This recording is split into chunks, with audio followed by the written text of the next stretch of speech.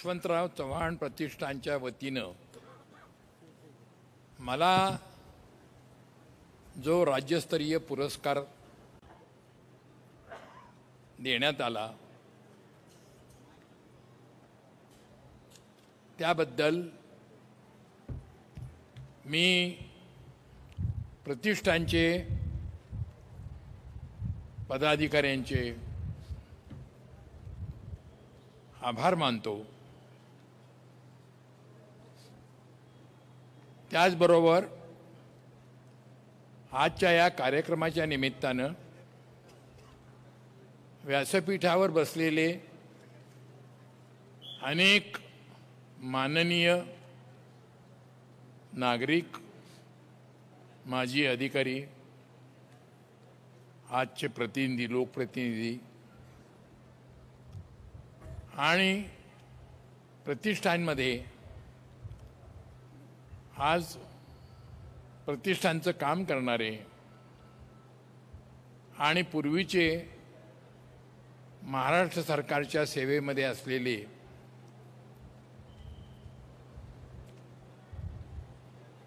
IAS अधिकारी श्रीयुत शरदराव काळे, या प्रतिष्ठानचे सदस्य असलेले अरुण गुजराती, जे माझे गेली अनेक वर्षे जीवाभावाचे स्नेही राहिलेले आहेत आणि आजही सामान्य माणसाचा आवाज त्यांच्या परीने ते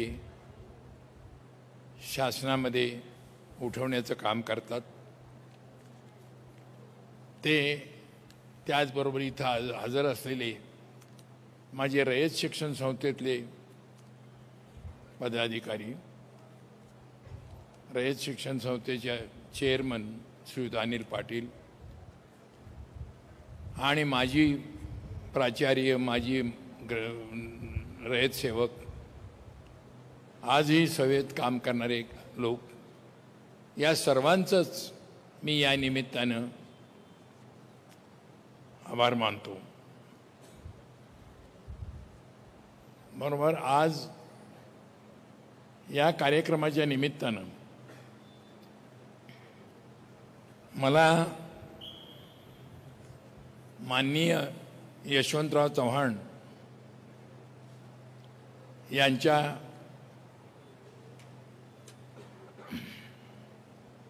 पुण्यतिथीच्या निमित्तानं मी त्यांना वंदन करतो आणि या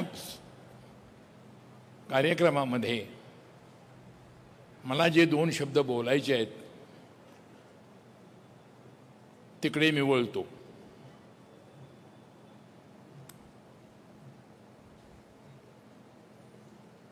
ज्या यशवंतरावजी चव्हाणांच्या नावानं हे प्रतिष्ठान गेली अनेक वर्षे काम करत आहे आणि काही लोकांना सन्मानित करत आहे, ते प्रतिष्ठान ज्यांच्या नावाने स्थापन करण्यात आलं ते यशवंतरावजी चव्हाण या सातारा जिल्ह्याचे सुपुत्र। त्यांच्या व्याख्येप्रमाणे उत्तरेला नीरा नदी आणि दक्षिणेला वारणा नदी, या 2 नद्यांच्या दुआवामधला हा जो प्रदेश आहे, हा प्रदेश म्हणजे सातारा, आणि त्या साताऱ्यामध्ये त्यांचं सारं कर्तृत्व बहरलं सुरुवातीला आणि त्यानंतर ते देश पातळीवर आपापल्या कामामध्ये ते व्यग्र राहिले आणि देशाचा जो काही कारभार त्यांना नेटकेपणाने करता आला तो त्यांनी केला. मुख्यतः आता आज मला हे सांगायचं आहे की ते जसे कृष्णा काठावर जन्माला आले आणि इथं वाढले घडले, त्याप्रमाणे मी वारणा नदीच्या काठावर जन्माला आलो. मला त्यावेळच्या सामान्य कुटुंबामध्ये जन्माला येणाऱ्या विद्यार्थ्यांना ज्या समस्यांना तोंड द्यावं लागतं ते तोंड देण्याचं माझंही काम मी केलं. दररोज जाताना 8 किलोमीटर आणि येताना 8 किलोमीटर असं मला चालून माझं माध्यमिक शिक्षण घ्यावं लागलं. पण यामध्ये मला माझ्या कुटुंबियांनी सर्व तऱ्हेचं सहकार्य केलं आणि हे शिक्षण संस्थेनं योग्य वेळी माझ्या गावापासून 8 किलोमीटरवर जे आष्टे या नावाचं गाव आहे त्या आष्टे गावामध्ये आपली पहिली एक फांदी रोवली. त्या ठिकाणी दुसऱ्या एका संस्थेचं हायस्कूल होतं, पण ते काही कारणांनी विद्यार्थ्यांच्या संख्येच्या अभावी ते बंद पडलं. आणि त्या ठिकाणी योगायोगानं त्यावेळेला रयत शिक्षण संस्थेने हे हायस्कूल काढण्याची कल्पना, रयत शिक्षण संस्थेचे एक तरुण कार्यकर्ते, अतिशय अभ्यासू असे रयत सेवक R.V. खैरमोडे, ते समाजामधल्या सर्वात कनिष्ठ स्तरामधून आलेले होते. मी त्यांचं सगळं नाव सांगितलं तर आपणाला कळेल की या मुलाच्या घरची परिस्थिती नेमकी काय असावी. रामकृष्ण वेताळराव खैरमोडे हे त्यांचं आम्हाला माहीत असलेलं नाव. ज्यांचं वडिलांचं नाव वेताळराव होतं, त्यामध्ये या वेताळरावच्या कुटुंबाचं स्थान समाजाच्या त्यावेळच्या स्तरामध्ये किती खालचं असलं पाहिजे. आणि अशा परिस्थितीमध्ये या मुलाला कर्मवीर अण्णांनी त्याच्या गावाला जाऊन त्याला इकडे आणलं, त्याचं शिक्षण केलं. अतिशय ब्राईट विद्यार्थी, आणि तो त्या गावामध्ये आष्ट्यात त्यावेळा राहायला आला, कारण त्यांना कर्मवीर अण्णांनी BTचा अभ्यास करण्यासाठी बेळगावला पाठवलं होतं. परंतु त्या हवेमध्ये त्यांना क्षयाची बाधा झाली आणि मग BTला गेलेला विद्यार्थी TB घेऊन आष्ट्यात आला आणि आष्ट्यामध्ये अण्णांनी त्याला त्याच्या आत्याच्या घरी, आणि ती आत्या देखील जन्मांध होती, तिच्या घरी आम्ही जात असू कारण आमच्या खैरमोडे सरांचं आम्हाला मार्गदर्शन हवं असायचं. त्यावेळेला तिथं ती शाळा त्यांनी सुरू केली आणि अशी ती शाळा, त्या शाळेचा मी विद्यार्थी. आम्ही ती शाळा आम्हाला सर्व काही देत होती. अभ्यास, नंतर सामान्य कुटुंबातल्या मुलांना आवश्यक असणारी मायेची ऊब ही त्यांनी आम्हाला सातत्याने दिली, की ज्यामुळे ज्या परिस्थितीत आम्ही शिकत होतो त्या परिस्थितीमध्ये आम्ही कधी निराश झालो नाही. आणि आम्हाला त्यांनी उलट जी कार्यकर्त्यांना मिळणार नाही अशा तऱ्हेची संधी त्याने आम्हाला दिली. त्यावेळेला आमचे हे खैरमोडे सर महाराष्ट्रामध्ये ज्यावेळेला ते फर्ग्युसनमध्ये शिकत होते त्यावेळेला ते यूथ लीगचे महाराष्ट्र यूथ लीगचे कार्यकर्ते होते. त्यावेळेला महाराष्ट्रामध्ये समाजवादी तरुणांनी अशा तऱ्हेची एक यूथ लीग स्थापन केलेली आणि त्यामध्ये तिथल्या वादविवादामध्ये अतिशय पारंगत असलेले हे खैरमोडे सर आम्हाला आष्ट्याला हेडमास्टर म्हणून मिळाले आणि त्या शाळेची वाढ करीत असतानाच ते निधन पावले. पण त्यांनी मला एक गोष्ट दिली. त्यांनी मला त्यावेळेला महाराष्ट्राच्या नव्हे तर देशाच्या राजकारणाची काही कल्पना त्यांनी आम्हाला दिली. ते चांगली चांगली पुस्तकं त्यांच्याकडे असायची. ते पुस्तकं ते आम्हाला वाचायला द्यायचे आणि त्यामधून त्यांनी आमची जडणघडण केली. त्या काळामध्ये मला त्यांनी डॉक्टर आंबेडकरांचं एक पुस्तक वाचायला दिलं होतं, ॲनिहिलेशन ऑफ कास्ट, जातीभेदाचा विध्वंस. हे पुस्तक त्याला एक ऐतिहासिक पार्श्वभूमी होती.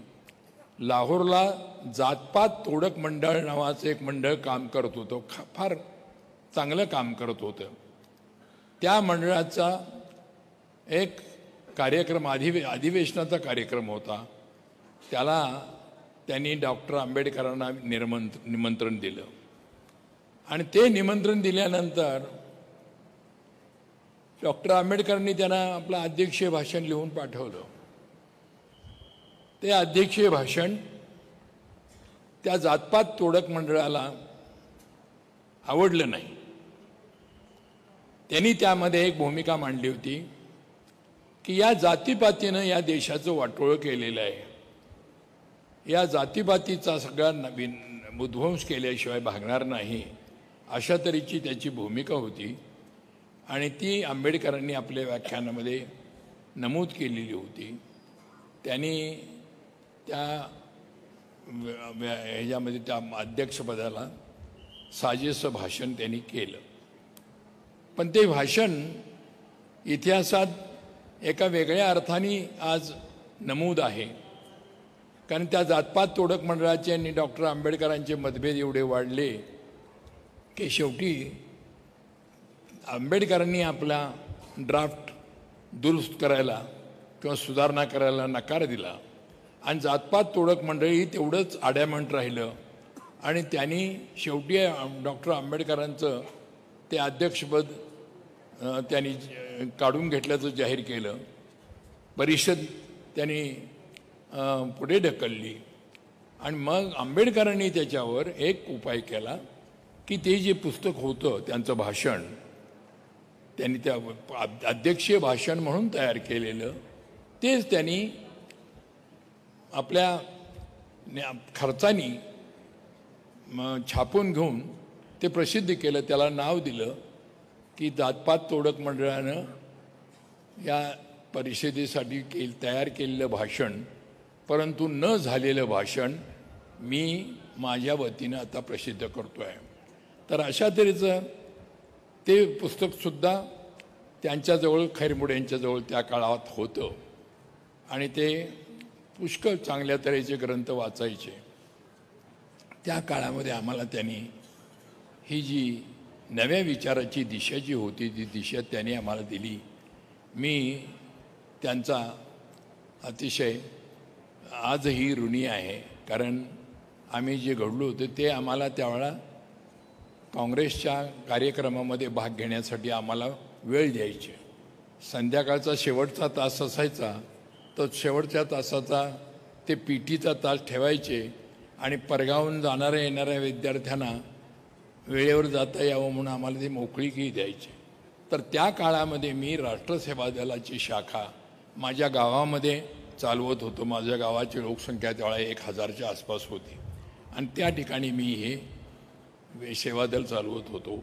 सेवादलाची जी काय अभ्यास हे होते कार्यक्रम होते ते कार्यक्रम मी राबवत होतो आणि अशा कालखंडामध्ये या यशवंतराव चव्हाणांच्या जीवनाशी माझा संबंध तिथे आला पहिल्यांदा की त्या आष्ट्यामध्ये 1945 सालच्या निवडणुकीची एक सभा झाली. त्या सभेचे अध्यक्ष आमचे हे खैरमोडी सर होते आणि खैरमोडी सरांच्या त्या व्याख्यानाला आम्ही गेलो. तर त्यानंतर मग यशवंतराव चव्हाणांचं त्यावेळेला असेंब्ली इलेक्शन झालं 46च्या मार्च महिन्यामध्ये. त्या इलेक्शनमध्ये मी स्वयंसेवक म्हणून काम करत होतो. मी त्यावेळेला इंग्रजी म्हटलं तर इंग्रजी 5वीमध्ये मी होतो. पण त्यावेळेला मी या राजकारणाशी थोडासा ओळख झालेला विद्यार्थी आणि काम करणारा विद्यार्थी होतो. त्याप्रमाणे मी काम केलं त्यांच्या ह्याच्यामध्ये. त्यावेळची यशवंतराव चव्हाणांच्या बरोबर ते 14 सदस्य मतदारसंघ होता आणि त्यामध्ये 4 उमेदवार काँग्रेसनं ठरवले होते. यशवंतरावजी चव्हाण, व्यंकटराव पवार, बाबूराव गोखले आणि गौरीहर सिंहासने तिकडचे खटावकडचे होते. तर हे ही निवडणूक त्यावेळची 1935च्या कायद्याप्रमाणे झालेली multi member constituency with cumulative voting. म्हणजे त्यामध्ये ही सिस्टीम आता इलेक्शनमध्ये नाही आहे. ही सिस्टीम होती. यामध्ये अल्पसंख्याक लोकांना देखील इलेक्शनमध्ये निवडून येण्याची त्यामध्ये शक्यता असायची. कारण ही 4 सभासदांना 4 मतं, 4 उमेदवारांना, ती 4 मतं त्या मतदारानं कशीही विभागून द्यावीत. एकाला 1, चौघांना 4, 1 4 द्यावेत. कुणाला 2 आणि उरलेली 2 एका उमेदवाराला सुद्धा देता येत होती आणि एकाला सुद्धा 4 मतं त्यांना देता येत होती. आणि त्यावेळेला हे घडलं असं की आमच्या वाळवे तालुक्यातून एक उमेदवार त्यामध्ये होते के.डी. पाटील. तर ते के.डी. पाटील त्यावेळेला जेलमध्येच होते. त्यांची सुटका झालेली नव्हती. हे बाकीचे उमेदवार सुटलेले होते. त्यामुळं आमच्या तालुक्यातल्या लोकांनी ही शंका व्यक्त केली होती. आम्ही खुद्द आमच्या विद्यार्थ्यांच्या वतीनं आम्ही यशवंतरावजींना भेटलो. ते प्रचाराला आले असताना त्यांना म्हणलं, वा तुम्ही आता प्रचारात येत आहात, तुम्हाला प्रचार करता येतोय, पण के.डी. पाटलांचा आमच्या काय करणार तुम्ही? तर के.डी. पाटलांना आम्हाला जर एकापेक्षा अधिक जास्त मतं द्यायची असतील मतदारांना तर त्यामध्ये तुमची काय अडकाठी आहे का? तर त्यांनी सांगितलं, माझी काही अडकाठी नाही, हे अधिक लोकशाहीचं पाऊल ठरेल, मी त्याला माझा आशीर्वाद देतो. आणि त्यानंतर मग त्या निवडणुकीमध्ये आमचे 4ही उमेदवार निवडून आले. त्यावेळेपासून मधल्या काळामध्ये यशवंतरावजींच्या जीवनामधल्या ह्या घडामोडी होत्या. त्या घडामोडी त्या काळात वाढत गेल्या. ही 46ची निवडणूक, पण या यशवंतरावांची जी जडणघडण आहे ती जडणघडण या भूमीमध्ये झाली. आणि त्या काळामध्ये ज्या काळात ते 26 जानेवारीचा दिवस स्वातंत्र्यदिनी साजरा करून आणि मामलदार कचेरीवर झेंडा लावून तुरुंगात गेले, तो दिवस त्यांच्या वयाच्या मानाने त्यांनी अतिशय मोठं काम केलं असं कुणालाही म्हणता येईल. त्याबद्दल समस्त लोकांना त्यांच्याबद्दल आदराची भावना निर्माण झाली. आणि त्यांनी जेलमध्ये जी साधना केली तिला तोड नाही.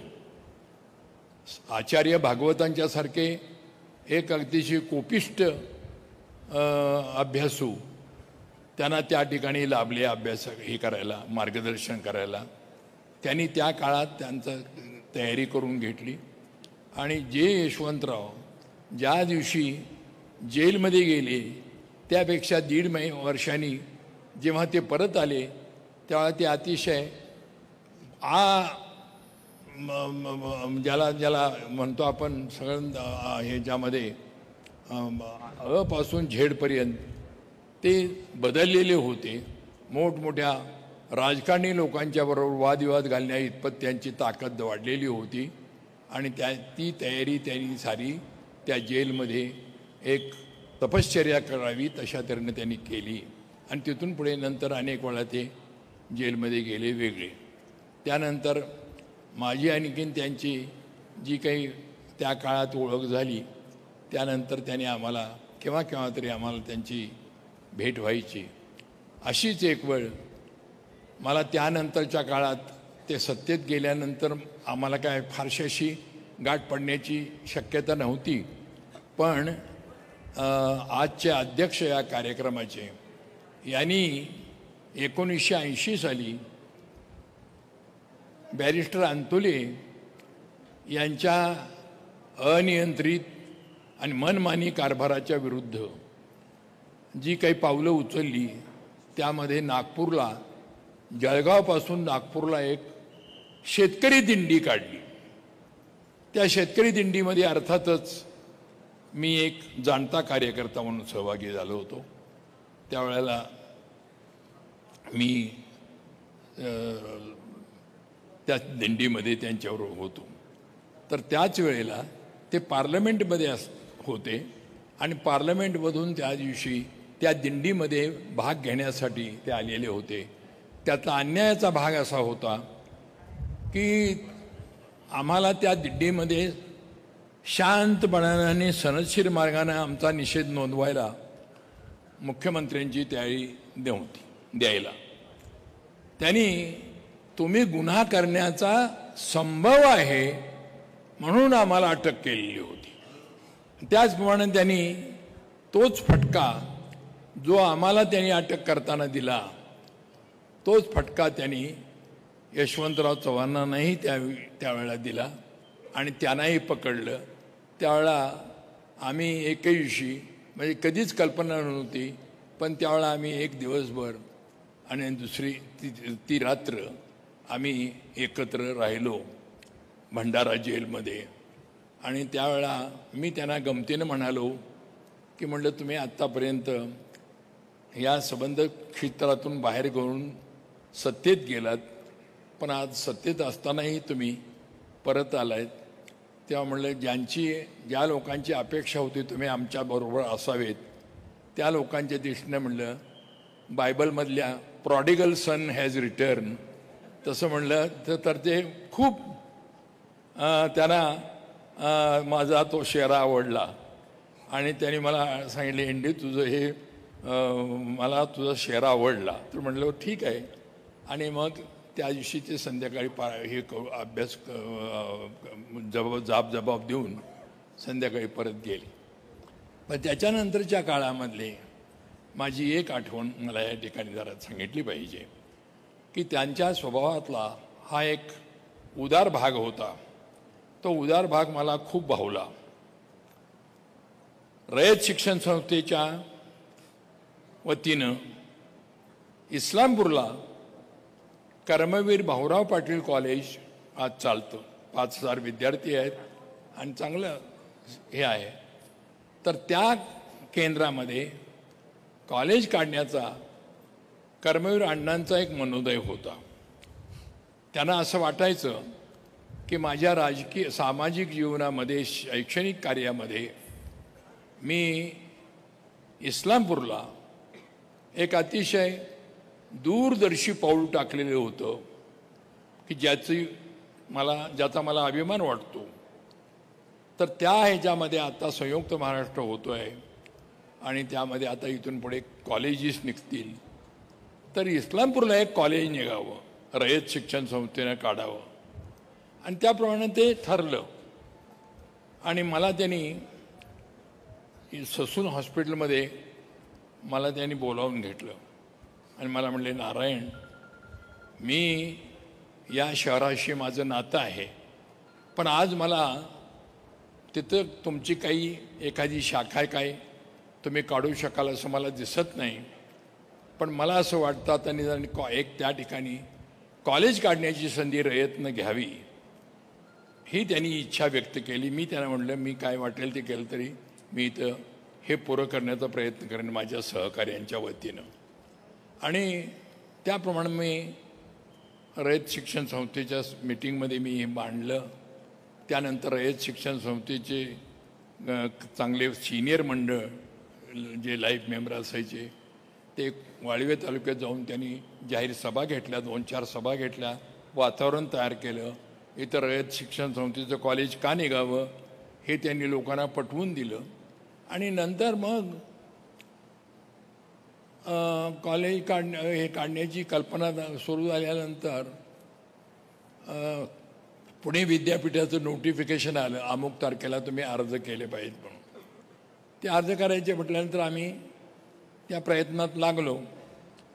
आणि तोपर्यंत इस्लामपुरातले जे काँग्रेसचे नेते होते ते सारे यशवंतरावजींना येऊन भेटले आणि त्यांनी विनंती केली की आम्हाला इथं रयत शिक्षण संस्था कॉलेज काढणार आहे असं आता वृत्तपत्र सुरू झाले आणि प्रयत्नही चालू झाले आहेत, सभा चालू झाल्या आहेत.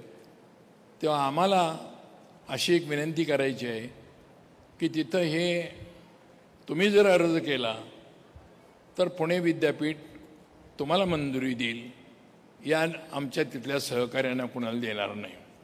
तिथे 21 वर्षे नगराध्यक्ष असणारे यशवंतरावजींचे एक जिगरी दोस्त होते MD पवार म्हणून. ते जवळजवळ हयात नगराध्यक्ष आहेत असं वाटायचं. तर ते आणि यशवंतरावजींचे त्यांचे संबंध अतिशय जवळचे घनिष्ठ होते. त्यांनी सांगितलं यशवंतरावजींनी त्यांना की महादेवराव तुम्ही एवढे हे काम अंगावर घ्यायचं. तर त्यांनी घेतलं म्हणून सांगितलं त्यांनी. आणि ते त्यांनी तिथल्या लोकांना सांगितलं तुम्ही आता हे सुरू करा, साहेबांनी आपल्याला आशीर्वाद दिला आहे. आणि तोपर्यंत मग आम्ही हे आमच्या हालचाली सुरू केल्या होत्या. अण्णा हयात नव्हते, अण्णांचं नुकतंच निधन झालं होतं. आणि तिथं हे कॉलेज काढण्यासंबंधी मी अण्णांच्या मृत्यूशय्येवरच त्यांना हा शब्द दिला होता, आम्ही सर्व ताकद लावून आम्ही इथं हे करू. त्याचं कारण काय होतं तर अण्णांचे वडील इस्लामपूरला मामलेदार कचेरीमध्ये कनिष्ठ लिपिक होते. त्यांना भेटायला अण्णा आलेले होते आणि इस्लामपूरला. आणि त्यांना कोल्हापूर शहरामध्ये जे दृश्य त्यांनी कधीच बघितलं नाही ते तिथं त्यांना दिसलं. तिथं एक प्राथमिक शाळा जी होती त्या प्राथमिक शाळेच्या बाहेर एक महाराचा मुलगा घोलप नावाचा तो तिथे बाहेर बसून फळ्यावरचं लिहून फळ्यावर शिक्षकांनी लिहिलेलं बघायचं, उठून ते आपल्या पाठीवर लिहायचं, पुन्हा खाली उठायचं, पुन्हा उठायचं. असं ते अण्णांच्या लक्षात आलं आणि त्यांना असं वाटलं की हे काय आहे. त्यांनी चौकशी केली. अरे म्हणले तू इथं का बसतोस. तर तो घोलप नावाचा विद्यार्थी होता, ज्ञानदेव घोलप.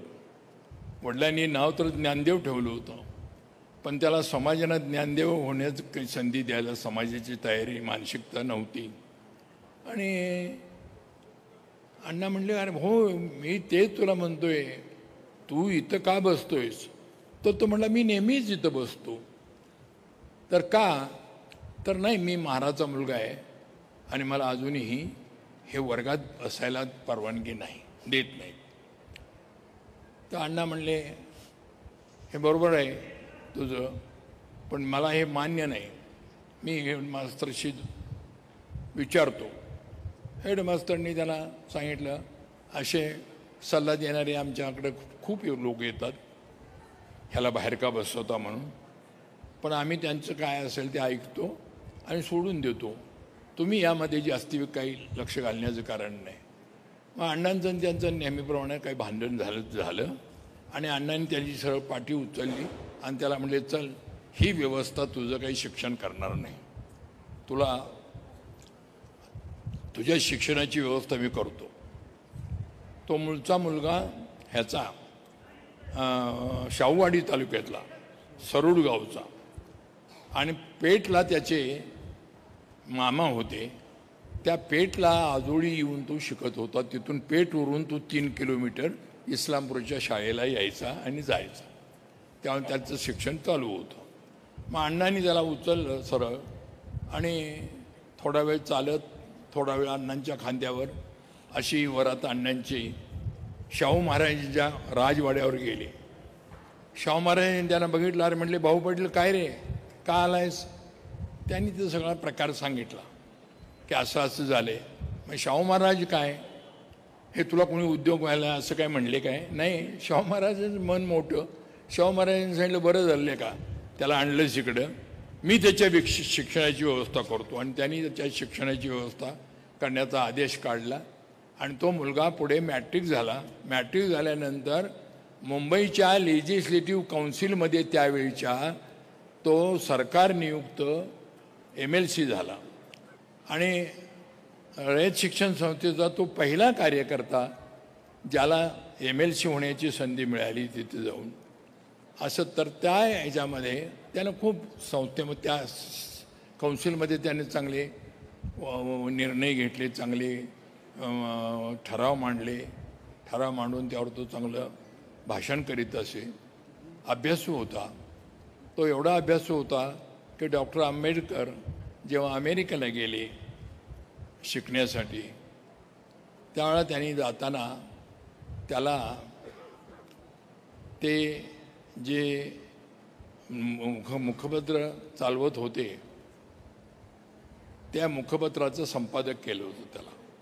आणि त्याप्रमाणे तो मूक नायकचा संपादक झाला.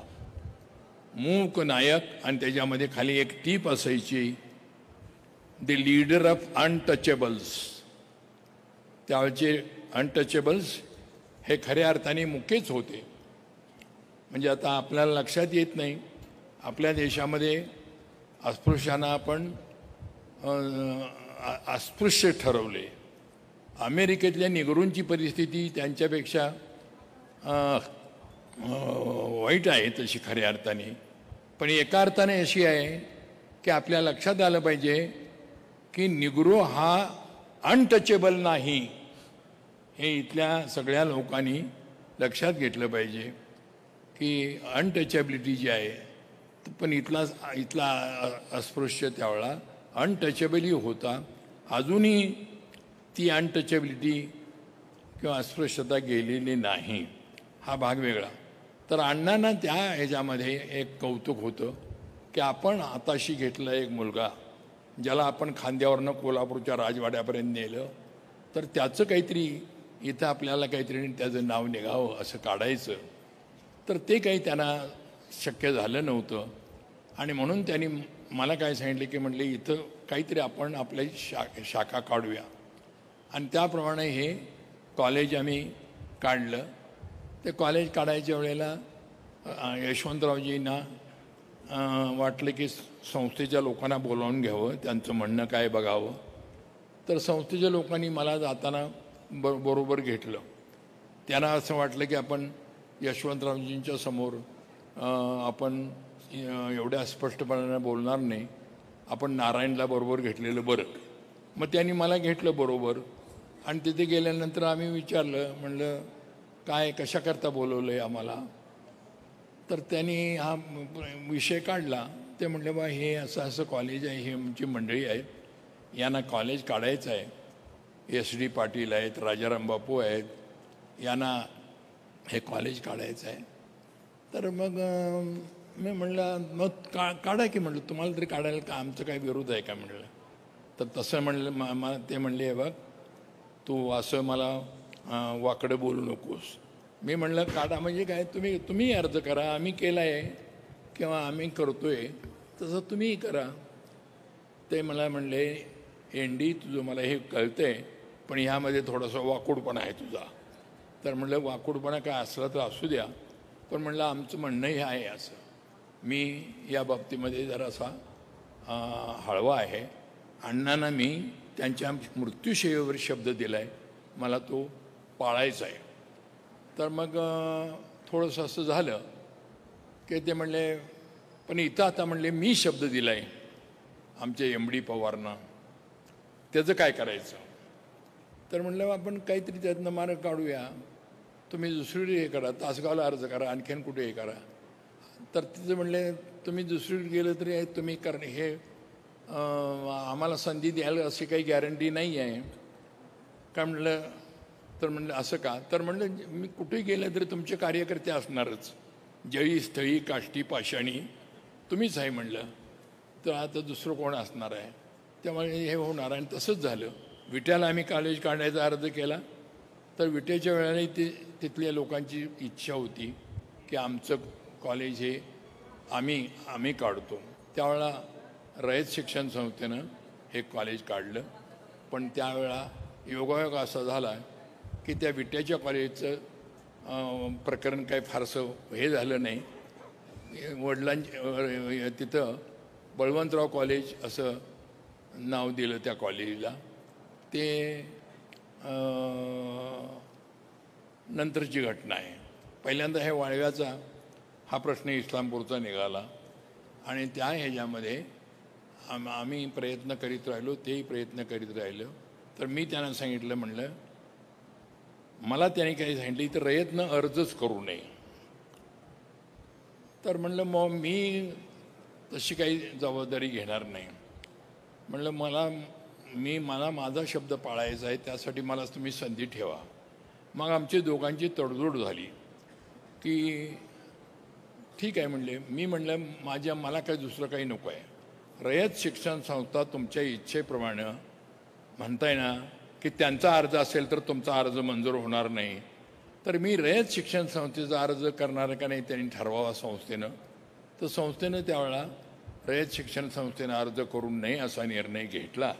आणि मग त्यावेळेला मी त्यांना विनंती केली यशवंतरावजींना की मला तुम्ही अशी परवानगी द्या की रयत शिक्षण संस्थेची मदत न घेता मी माझी जी काही सार्वजनिक कार्यकर्ता म्हणून माझी जी काही पत आहे तेवढ्या जोरावर मला तुम्ही या ठिकाणी प्रयत्न करायला तुम्ही मला मुभा द्यावी. मग ते म्हणलं ठीक आहे, तू जर स्वतःच्या जबाबदारीवर हे रेटणार असलास आणि रयत शिक्षण संस्थेची मदत घेणार नसणार तर माझी काय हरकत नाही. त्याप्रमाणे त्यांनी मला मदत ही आश्वासन दिलं, मोकळीक दिली. आणि मी मार्गाने खूप माझी जी कॉन्टॅक्ट्स होते पुणे विद्यापीठातले इकडे तिकडे गप्र प्रधानापासून अनेक लोकांच्या माझ्या ओळखी होत्या.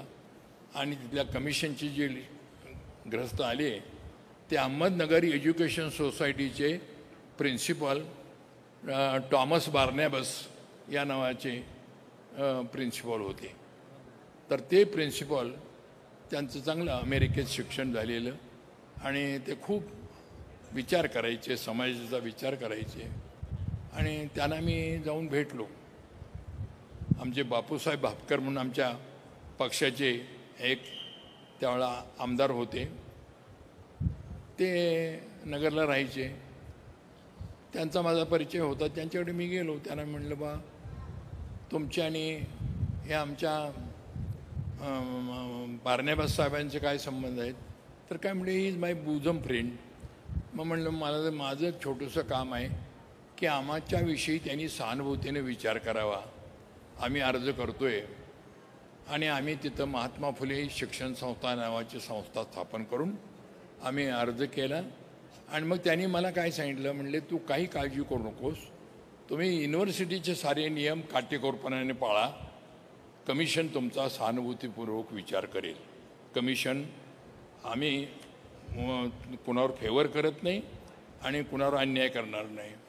त्याप्रमाणे आम्ही ते सगळे नियम आम्ही पाळले. आम्हाला नियम पाळला तरच काहीतरी मिळणार होतं, नाही तर काहीच नव्हतं वाव. मग आम्ही सगळे नियम म्हणजे रिझर्व्ह फंड 25,000 रुपये, बिल्डिंग फंड 25,000 रुपये, डेफिसिट फंड 25,000, तुटीचा फंड, हे सगळे फंड वगैरे पाहिजेत. तुमची स्वतःची जागा पाहिजे, जमीन जागा, एवढं हे करा तुम्ही.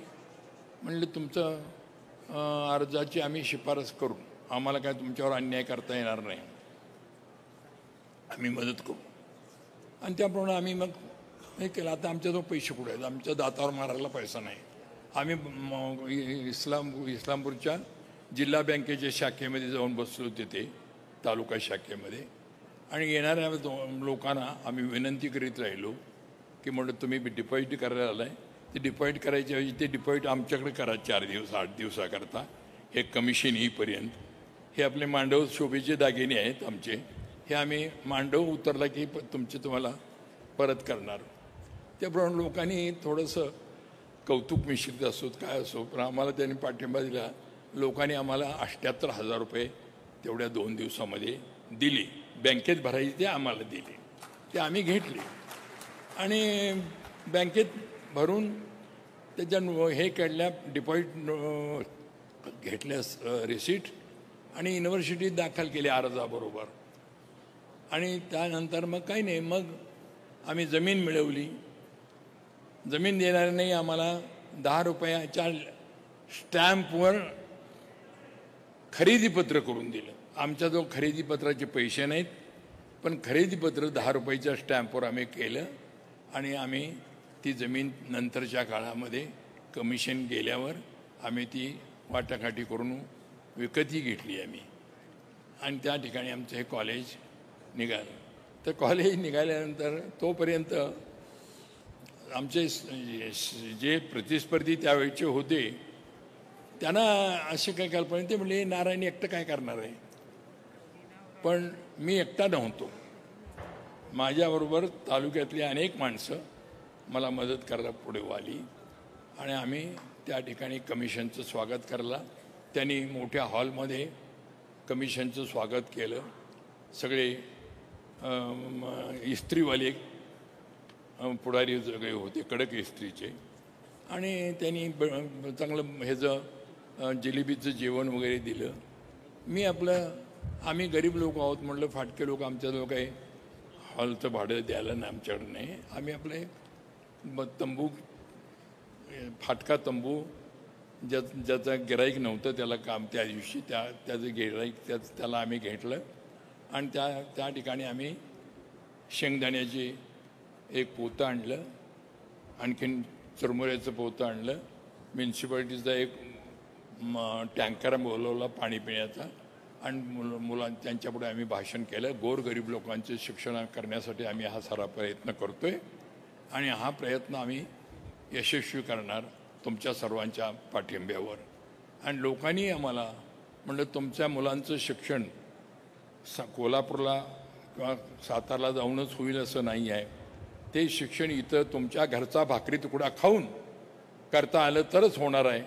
त्यामुळं लोकांनी ती मागणी उचलून धरली आणि आम्हाला त्यावेळा त्यांनी त्या कमिशननं ती सगळी तयारी बघितली आमची. त्यांना विचारलं तर त्यावेळा त्याला ते म्हणले, या एवढ्या तयारी आहे केली आहे का तुम्ही, तुमच्याकडे जमीन आहे का, तुम्ही डिपॉझिट घेतली आहे का. तर ते म्हणले, तुम्ही आम्हाला परवानगी द्या, आम्ही एका रात्रीत आम्ही ही सगळी सर्कस उभी करतो. ती सर्कसची उपमा ती आमच्या कमिशनच्या चेअरमनला काय आवडली नाही. विद्यापीठात काम करणारा माणूस तो म्हणला, हे आज हातात काहीच नाही आणि आम्ही एका रात्रीत उभा करतो म्हणतात. मग त्यांना जे काही धडा शिकवायचा तो त्यांनी शिकवला आणि आम्ही मात्र त्यांना, हो ही आमची जमिनीची खाटी असेल, हे आमचं सगळं खोटंच होतं खरं म्हणजे. आज सांगायला काहीच हरकत नाही, कारण आता काही त्यात बदल होत नाही. त्यामुळं आम्ही ते सगळं हे केलं आणि ते कमिशन गेल्यावर आम्ही लोकांचे पैसेही परत केले आणि मोकळे झालो. युनिव्हर्सिटीच्या रेकॉर्डला आमचे पैसे जमा होते तिकडे. आणि त्यानंतर कमिशन आलं, कमिशन आलं आणि कमिशन पुढे सगळी रुजवात झाली आणि आम्ही मोकळे झालो. आणि कमिशन पुढे मग चर्चा निघाली. कमिशननं शिफारस केली ती आमच्या ह्या अर्जाची केली. त्यांनी सांगितलं, बा यांनी जमीन घेतलेली आहे, यांच्याकडे हायस्कूलची इमारत आहे, त्या इमारतीमध्ये हे सकाळी कॉलेज भरवणार आणि सकाळी हायस्कूल भरवणार, दुपारी कॉलेज भरवणार, याप्रमाणे त्यांनी सगळी व्यवस्था केली. आणि ह्यातला सांगण्याचा उद्देश असा की पुणे विद्यापीठानं हे ॲफिलिएशन आमच्या ह्या महात्मा फुले शिक्षण संस्थेला दिलं, ह्याचा त्यांच्या सिनेटच्या सभेमध्ये निर्णय झाला. आणि नंतर मग 8 दिवसांनी यशवंतरावजींच्या कानावर गेल्यावर त्यांनी मला बोलावलं. त्यावेळेला मी काउन्सिलमध्ये त्यांना भेटलो मुंबईला. तर मला म्हणले, एंडी तू मला टांग मारलीस त्या सगळ्या ह्याच्यामध्ये. म्हणले मी त्या लोकांना मी सांगितलं होतं तुम्हाला मदत करतोय म्हणून, पण त्यांना मी काही मदत करू शकलो नाही. प्रत्यक्षामध्ये तुम्हाला ॲफिलिएशन मिळाले तर म्हणलं हरकत नाही, पण मला कॉलेज केव्हा दाखवणार. तर म्हणलं केव्हाही समारोप करा. त्यामुळं त्या ह्याच्यामध्ये त्यांना मी म्हणलं तुम्हाला मी बोलवतो कॉलेजमध्ये आले आणि त्यांनी कॉलेजमध्ये ह्या सगळ्या त्यांना जे काही बोलायचं होतं ते त्यांनी आपले विचार मांडले आणि नंतर सरळ सांगितलं त्यांनी की हे कॉलेज आता निघालं इथं, हे कॉलेज पुढं वाढलं पाहिजे. तर मी माझी या ठिकाणी जी काही शुभेच्छा आहे ती शुभेच्छा मी देतो. आणि त्यांनी मला मुख्यमंत्री फंडातून 10,000 रुपयाचा चेक त्या ठिकाणी दिला. बाकीचं कसलंही काही त्यांनी मनात ठेवलं नाही आणि मला 10,000 रुपयाचा चेक दिला. त्यानंतर आज त्या ठिकाणी 5,000 विद्यार्थी शिक्षण घेत आहेत. तर त्यांच्या स्वभावाचा हा एक कंगोरा, म्हणजे इजा करणाऱ्याला सुद्धा कदाचित त्याच्याकडे दुर्लक्ष करून त्यामधून मार्ग काढण्याची त्यांची जी भूमिका होती ती मला आपल्या नजरेला आणायची होती. आणि म्हणून मी त्यांना या परिस्थिती ह्याच्यामध्ये त्यांचे आभार मानले. आणि त्यानंतर मग नंतरच्या काळामध्ये आमची जे काही संबंध होते ते संबंध मी रयत शिक्षण संस्थेच्याही कारभारामध्ये आम्ही जवळजवळ 25 वर्षे एका मताने जवळजवळ आम्ही काम करत होतो. ते सभेत आल्यानंतर मला ते विचारायचे, बरे एंडे आज काय काय आहे रे बाबा, काय काय. तर त्यांना आम्ही ब्रीफ करायचं आणि आमची सभा अतिशय स्मूथ बाहेर यायची. कधी आमचे एकाही प्रश्नावर आमचे मतभेद झाले नाहीत आणि कधी आम्हाला अडचण आली नाही. याचा सारं श्रेय अर्थात यशवंतरावजींनी दिलं पाहिजे. माझ्याकडे त्यातला काही भाग घेता येईल असं मला वाटत नाही. ते श्रेय मी त्यांच्या पायावर वाहतो. आज मी त्यांना पुन्हा या निमित्तानं, या पुण्यतिथीच्या निमित्तानं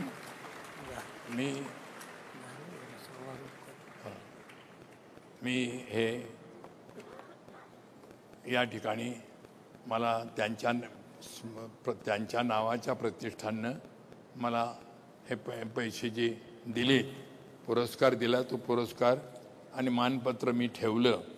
आता हे जे पैसे आहेत हे पैसेसुद्धा मी माझ्या नेहमीच्या पद्धतीनं मला जेव्हा जेव्हा पुरस्कार मिळाले तेव्हा हे पुरस्कार मी रयत शिक्षण संस्था, माझी मातृसंस्था म्हणून मी रयत शिक्षण संस्थेला दिलेले आहेत. गेल्या वर्षीसुद्धा दिलेत. आता काल परवासुद्धा मी आमच्या युनिव्हर्सिटीच्या कार्यक्रमामध्ये मला 1.5 लाख रुपयाचा एक पुरस्कार दिला होता कणबरकरांचा. त्या पुरस्काराची एकूण एक रक्कम मी त्या दिवशी आमच्या अध्यक्षांच्याकडे दिली आणि ती तिकडे सुपूर्द केलेली आहे. आत्तासुद्धा ही जी रक्कम आहे यामध्ये 2 लाख रुपये आहेत. तर ते 1 लाख रुपये मी माझ्या मातृसंस्थेला, रयत शिक्षण संस्थेला देण्यासाठी आता इथं आमच्या संस्थेचे चेअरमन आहेत त्यांच्या हातात मी देणार आहे. आणि 1 लाख रुपये इचलकरंजीला 40 वर्षे एक समाजवादाचं शास्त्रीय शिक्षण देणारं अनिल पाटील आहेत. हां आहेत का? पाटील साहेब, अनिल पाटील. हा नाही त्यांना वेगळा चेक द्यावा लागेल ना. हां द्यायचं हां आणि अध्यक्षांना परवानगी द्यायची. हां तर त्या संस्थेच्या वाचनालयाची अडचण आहे, इमारतीची स्थानिक लोकांनी काही मदत केलेली आहे. आणि आता त्यांना गरज आहे मत्तेची, त्यामुळे मी त्यांच्या ह्याच्यामध्ये त्यांना त्या संस्थेचे हे हां हे तुम्ही आता हातात घ्या आणि त्यातलं आम्हाला नंतर परत करा. ह्यांना 1 लाख रुपये द्यायचे, तुम्ही 1 लाख घ्यायचे. हे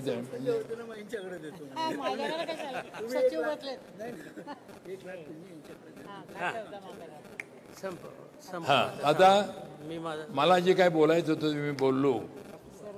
मी आता आपली रजा घेतो.